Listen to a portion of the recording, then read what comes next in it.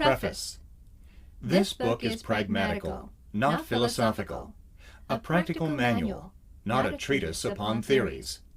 It is intended for the men and women whose most pressing need is for money, who wish to get rich first and philosophize afterward. It is for those who have so far found neither the time, the means, nor the opportunity to go deeply into the study of metaphysics, but who want results and who are willing to take the conclusions of science as a basis for action, without going into all the processes by which those conclusions were reached. It is expected that the reader will take the fundamental statements upon faith, just as he would take statements concerning a law of electrical action if they were promulgated by a Marconi or an Edison, and taking the statements upon faith that he will prove their truth by acting upon them without fear or hesitation. Every man or woman who does this will certainly get rich, for the science herein applied is an exact science, and failure is impossible. For the benefit, however, of those who wish to investigate philosophical theories, and so secure a logical basis for faith, I will here cite certain authorities. The monistic theory of the universe, the theory that one is all, and that all is one, that one substance manifests itself as the seeming many elements of the material world, is of Hindu origin, and has been gradually winning its way into the thought of the Western world for 200 years. It is the foundation of all the Oriental philosophies, and those of Descartes, Spinoza, Leibniz, Schopenhauer, Hegel, and Emerson. The reader who would dig to the philosophical foundations of this is advised to read Hegel and Emerson for himself. In writing this book, I have sacrificed all other considerations to plainness and simplicity of style, so that all might understand. The plan of action laid down herein was deduced from the conclusions of philosophy. It has been thoroughly tested and bears the supreme test of practical experiment. It works. If you wish to know how the conclusions were arrived at, read the writings of the authors mentioned above. And if you wish to reap the fruits of their philosophies in actual practice, read this book and do exactly as it tells you to do. Chapter 1. The Right to be Rich. Whatever may be said in praise of poverty, the fact remains that it is not possible to live a really complete or successful life unless one is rich. No man can rise to his greatest possible height in talent or soul development unless he has plenty of money. For to unfold the soul and to develop talent, he must have many things to use, and he cannot have these things unless he has money to buy them with. A man develops in mind, soul, and body by making use of these things. And society is so organized that man must have money in order to become the possessor of things. Therefore, the basis of all advancement for man must be the science of getting rich. The object of all life is development, and everything that lives has an inalienable right to all the development it is capable of attaining. Man's right to life means his right to have the free and unrestricted use of all the things which may be necessary to his fullest mental, spiritual, and physical unfoldment, or, in other words, his right to be rich. In this book, I shall not speak of riches in a figurative way. To be really rich does not mean to be satisfied or contented with a little. No man ought to be satisfied with a little if he is capable of using and enjoying more. The purpose of nature is the advancement and unfoldment of life, and every man should have all that can contribute to the power, elegance, beauty, and richness of life. To be content with less is sinful. The man who owns all he wants for the living of all the life he is capable of living is rich. And no man who has not plenty of money can have all he wants. Life has advanced so far and become so complex that even the most ordinary man or woman requires a great amount of wealth in order to live in a manner that even approaches completeness.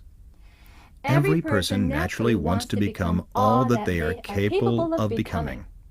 This desire to realize innate possibilities is inherent in human nature. We cannot help wanting to be all that we can be. Success in life is becoming what you want to be. You can become what you want to be only by making use of things. And you can have the free use of things only as you become rich enough to buy them. To understand the science of getting rich is therefore the most essential of all knowledge. There is nothing wrong in wanting to get rich. The desire for riches is really the desire for a richer, fuller, and more abundant life, and that desire is praiseworthy. The man who does not desire to live more abundantly is abnormal. And so the man who does not desire to have money enough to buy all he wants is abnormal. There are three motives for which we live. We live for the body, we live for the mind, we live for the soul. No one of these is better or holier than the other. All are alike desirable. And no one of the three, body, mind, or soul, can live fully if either of the others is cut short of full life and expression. It is not right or noble to live only for the soul and deny mind or body. And it is wrong to live for the intellect and deny body or soul. We are all acquainted with the loathsome consequences of living for the body and denying both mind and soul. And we see that real life means the complete expression of all that man can give forth through body, mind, and soul. Whatever he can say, no man can be really happy or satisfied unless his body is living fully in every function, and unless the same is true of his mind and his soul. Wherever there is unexpressed possibility or function not performed, there is unsatisfied desire. Desire is possibility seeking expression, or function seeking performance. Man cannot live fully in body without good food, comfortable clothing, and warm shelter, and without freedom from excessive toil. Rest and recreation are also necessary to his physical life. He cannot live fully in mind without books and time to study them, without opportunity for travel and observation, or without intellectual companionship. To live fully in mind, he must have intellectual recreations, and must surround himself with all the objects of art and beauty he is capable of using and appreciating.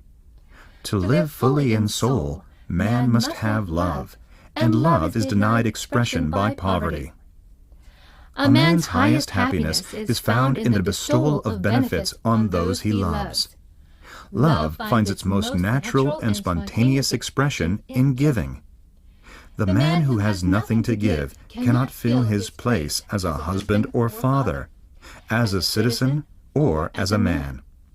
It is in the use of material things that a man finds full life for his body, develops his mind, and unfolds his soul. It is therefore of supreme importance to him that he should be rich. It is perfectly right that you should desire to be rich. If you are a normal man or woman, you cannot help doing so. It is perfectly right that you should give your best attention to the science of getting rich, for it is the noblest and most necessary of all studies. If you neglect this study, you are derelict in your duty to yourself, to God and humanity. For you can render to God and humanity no greater service than to make the most of yourself. Chapter 7. Gratitude. The illustrations given in the last chapter will have conveyed to the reader the fact that the first step toward getting rich is to convey the idea of your wants to the formless substance. It is true, and you will see that in order to do so, it becomes necessary to relate yourself to the formless intelligence in a harmonious way. To secure this harmonious relation is a matter of such primary and vital importance that I shall give some space to its discussion here.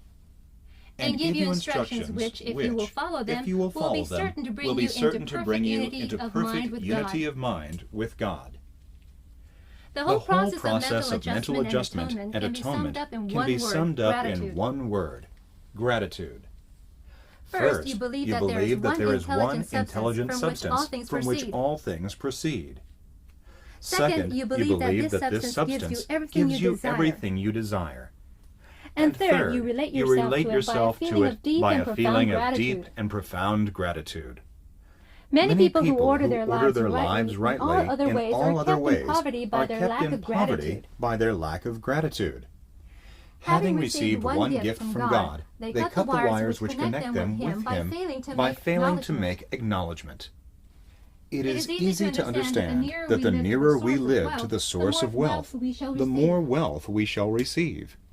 And it is easy also to understand the soul that is always grateful lives in closer touch with God than the one which never looks to Him in thankful acknowledgement.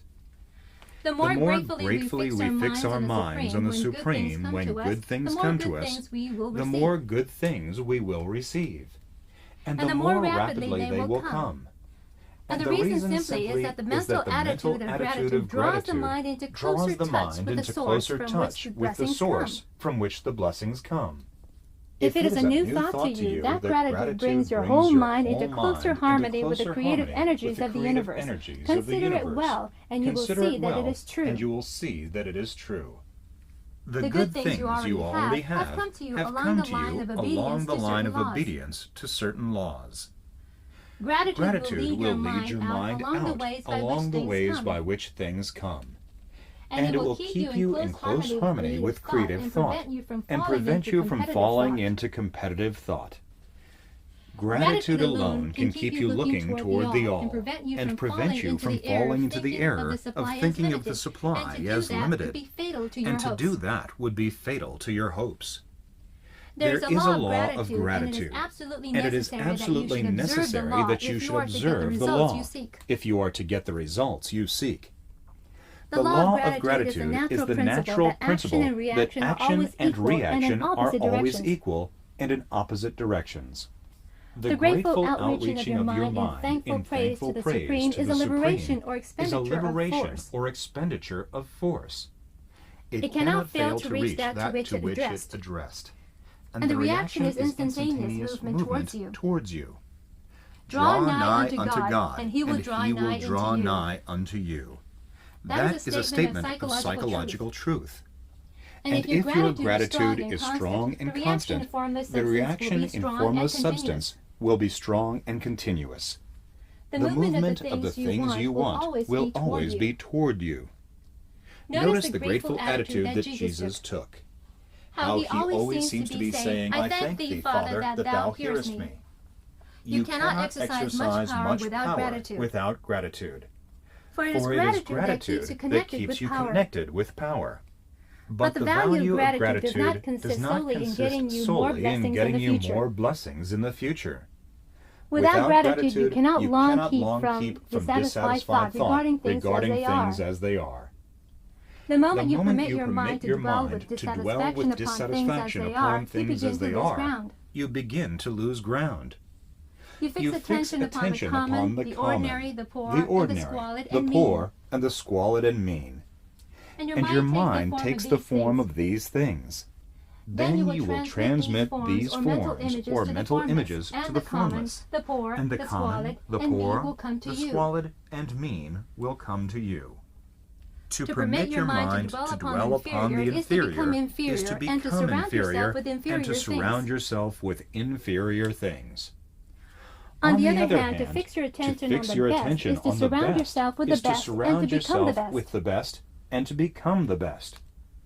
The creative power within us makes us into the image of that to which we give our attention. We are a thinking substance, and thinking substance always takes the form of that which it thinks about. The grateful mind is constantly fixed upon the best. Therefore, it tends to become the best. It takes the form or character of the best and will receive the best. Also, faith is born of gratitude. The grateful mind continually expects good things, and expectation becomes faith. The reaction of gratitude upon one's own mind produces faith, and every outgoing wave of grateful thanksgiving increases faith. He who has no feeling of gratitude cannot long retain a living faith. And without a living faith, you cannot get rich by the creative method, as we shall see in the following chapters. As we shall see in the following chapters. It is necessary then to cultivate the habit of being grateful for every good thing that comes to you, and to give thanks continuously. And to give thanks continuously. And because all things have contributed to your advancement, you should include all things in your gratitude. Do not waste time thinking or talking about the shortcomings or wrong actions of plutocrats or trust magnates. Their organization of the world has made your opportunity. All you get really comes to you because of them. Do not rage against corrupt politicians. If it were not for politicians, we should fall into anarchy. And your opportunity would be greatly lessened. God has worked a long time and very patiently to bring us up to where we are in industry and government. And He is going right on with His work. There is not the least doubt that He will do away with plutocrats, trust magnates, captains of industry, and politicians as soon as they can be spared. But in the meantime, behold, they are all very good. Remember that they are all helping to arrange the lines of transmission along which your riches will come to you. And be grateful to them all. This will bring you into harmonious relations with the good in everything. And the good in everything will move toward you.